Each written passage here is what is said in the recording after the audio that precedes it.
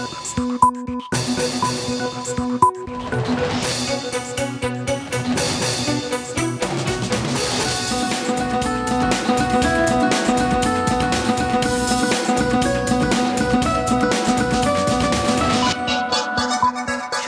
স্বাগত মাছরাঙা সংবাদে। আপনাদের সঙ্গে আছি আমি সুমাইয়া সাজ্জাদ। রাজধানীর উত্তরায় মাইলস্টোন ট্র্যাজেডিতে নিহতের সংখ্যা বেড়ে ৩২-এ দাঁড়িয়েছে। তাদের মধ্যে অধিকাংশই শিশু, আহত ১৬৫ জন। এদিকে মাইলস্টোন স্কুল অ্যান্ড কলেজে আজও শোকার্ত মানুষের ভিড়। এতগুলো শিশুর অকাল মৃত্যু মেনে নিতে পারছে না কেউই। সকাল থেকে শহরের বিভিন্ন স্থান থেকে এসেছেন উত্তরার দিয়াবাড়িতে। স্কুল ভবনের শ্রেণীকক্ষে এখনও পোড়া বেঞ্চ। আগুনের তীব্রতার বেঁকে আছে সিলিং ফ্যান। মানুষজন ঘুরে ঘুরে দেখছেন, তবে সাংবাদিক সহ কারোরই ভেতরে ঢোকার অনুমতি নেই। স্থানীয় থানার কয়েকজন পুলিশ সদস্যকে ভেতরে অবস্থান করতে দেখা যায়। বাইরে অপেক্ষমান উৎসুক জনতা ভেতরে ঢুকতে না পেরে ক্ষোভ প্রকাশ করেন। এদিকে মাইলস্টোন স্কুল অ্যান্ড কলেজের স্থায়ী ক্যাম্পাসে বিমান বাহিনীর একটি যুদ্ধ বিমান বিধ্বস্তের ঘটনায় হতাহতদের প্রকৃত সংখ্যা নিরূপণ এবং আহত, নিহত ও নিখোঁজদের নাম ঠিকানা সহ তালিকা তৈরিতে ৬ সদস্যের একটি কমিটি গঠন করেছে প্রতিষ্ঠান কর্তৃপক্ষ। এরই মধ্যে কাজও শুরু করেছে কমিটির সদস্যরা। রাজধানীর উত্তরায় মাইলস্টোন স্কুল ও কলেজ ভবনে বিমান বিধ্বস্তের ঘটনায় দগ্ধদের চিকিৎসা চলছে জাতীয় বার্ন ইনস্টিটিউট ও হাসপাতালে জরুরি বিভাগের আবাসিক সার্জন শাওন বিন রহমান জানান, নাফির শরীরের ৯৫% দগ্ধ ছিল। গতরাত সোয়া ১২টার দিকে সে মারা যায়। তাকে নিয়ে নিহতের সংখ্যা ৩২ আর দগ্ধ হয়ে বিভিন্ন হাসপাতাল ও বার্ন ইউনিটে ভর্তি আছেন মোট ৭৮ জন। এদিকে জাতীয় বার্ন ইনস্টিটিউটে সোমবার থেকে সকাল পর্যন্ত ১১ জনের মৃত্যু হয়েছে আর ভর্তি ৪৮ জন। ১০ জন আইসিইউতে এবং ২ জনের অবস্থা আশঙ্কাজনক বলে জানানো হয়েছে। কিছুক্ষণের মধ্যে সিঙ্গাপুরের বিশেষজ্ঞ দল বার্ন ইউনিটে আহত রোগীদের দেখতে আসার কথা রয়েছে।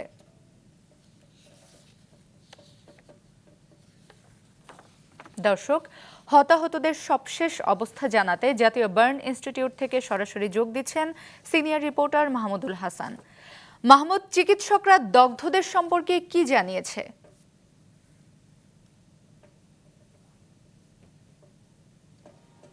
সুমাইয়া, যে কথাটা একটু আগে বললেন যে সিঙ্গাপুরের বিশেষজ্ঞ দল এর মধ্যে কিন্তু হাসপাতালের ভেতরে ঢুকেছেন এবং তারা সব রোগীকেই প্রায় দেখেছেন। দেখে তারা একটি মিটিং করছেন। সেই মিটিংয়ের পরেই হয়তো আমরা জানতে পারবো যে আসলে কোন রোগীর অবস্থা কীরকম অথবা কাকে কী ধরনের চিকিৎসা দিলে হয়তো তারা সুস্থ হয়ে বাড়ি ফিরতে পারবেন।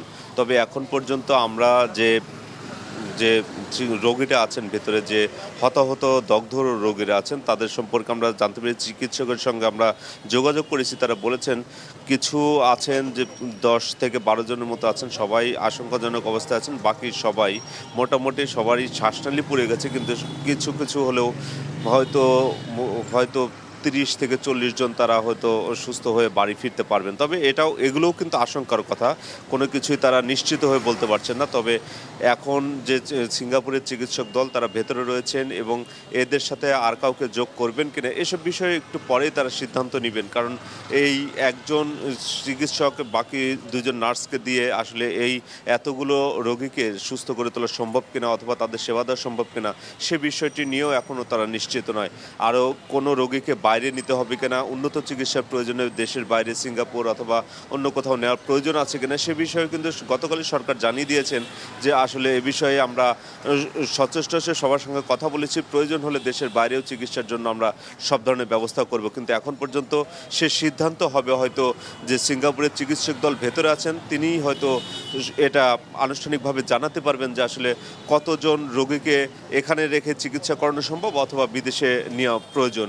সে বিষয়গুলো আসলে একটু পরে আমরা জানতে পারবো, কারণ সিঙ্গাপুরের চিকিৎসক দল আসলে সব রোগীকে দেখা শেষ করে যখন মিটিং শেষ করবেন আমাদেরকে আনুষ্ঠানিকভাবে জানাবেন, তখনই আমরা বিষয়গুলো সবাইকে জানাতে পারবো। সুমাইয়া, ধন্যবাদ মাহমুদ। বার্ন ইনস্টিটিউট থেকে বিমান দুর্ঘটনায় দগ্ধদের চিকিৎসা সম্পর্কে জানালেন সহকর্মী মাহমুদুল হাসান।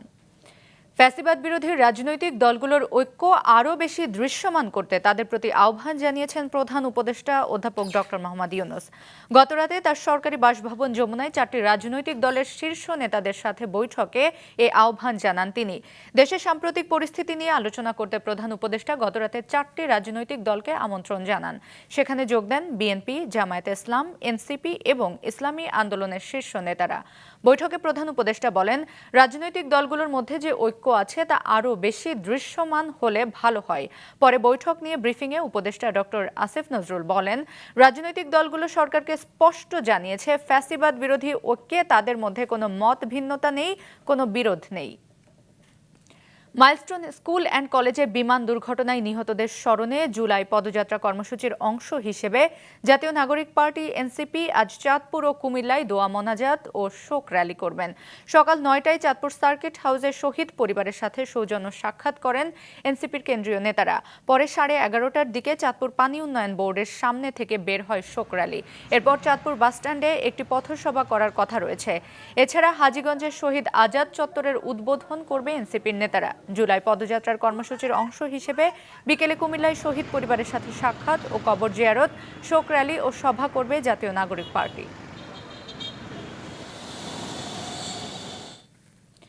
মাইলস্টোন ট্র্যাজেডিতে নিহতদের স্মরণে দেশের বিভিন্ন স্থানে গতরাতে মোমবাতি প্রজ্বলন করেছে বিভিন্ন সামাজিক ও রাজনৈতিক সংগঠন। গতরাতে নেত্রকোনা পৌর শহরের কেন্দ্রীয় শহীদ মিনারে মাইলস্টোন ট্র্যাজেডিতে নিহতদের স্মরণে মোমবাতি প্রজ্বলন করে এসবি রক্তদান সমাজ কল্যাণ ফাউন্ডেশন। এ সময় নিহতদের স্মরণে 1 মিনিট নীরবতা পালন করেন সংগঠনের নেতারা।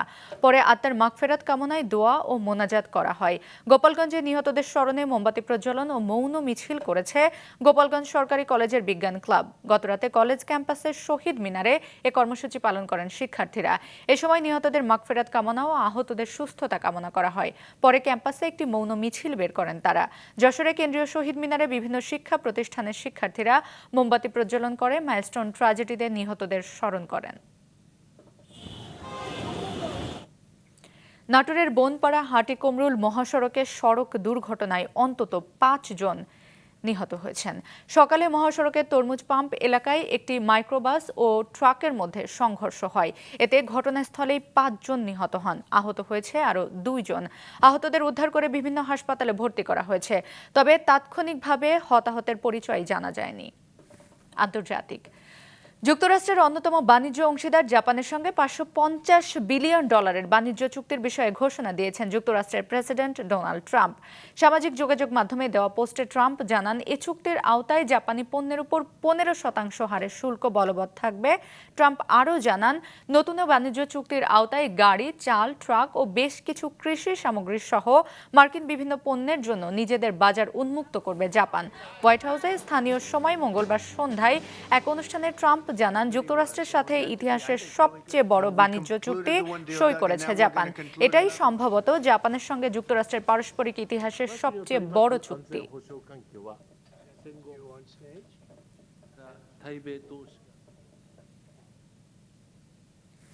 ইসরায়েলের অবরোধে তীব্র খাদ্য সংকটে গাজায় গেল 24 ঘণ্টায় 15 প্যালেস্টাইনের মৃত্যু হয়েছে। এ পর্যন্ত অনাহারে নিহতের সংখ্যা 101-এ দাঁড়িয়েছে। গাজার স্বাস্থ্য মন্ত্রণালয় জানিয়েছে, 21 মাসের বেশি সময় ধরে চলা সংঘাতে উপত্যকায় অনাহারে ভুগে 80 জন শিশুর মৃত্যু হয়েছে। গাজায় বর্তমানে প্রায় 9 লাখ মানুষ ক্ষুধায় ভুগছেন বলে জানিয়েছেন স্থানীয় আল শিফা হাসপাতালের পরিচালক মোহাম্মদ আবু সালমিয়া। উপত্যকায় প্রায় 70,000 শিশু অপুষ্টিতে আক্রান্ত বলে জানিয়েছেন তিনি। সীমিত পরিমাণে প্রবেশ করতে দেওয়া হচ্ছে জাতিসংঘের ত্রাণ, সেখানেও চলছে লুটপাট। আর যুক্তরাষ্ট্র ও ইসরায়েলের পরিচালিত বিতর্কিত ত্রাণ সহায়তা কেন্দ্রগুলোতে খাবার সংগ্রহ করতে গিয়ে নির্বিচার গুলির মুখে পড়ছেন প্যালেস্টাইনিরা।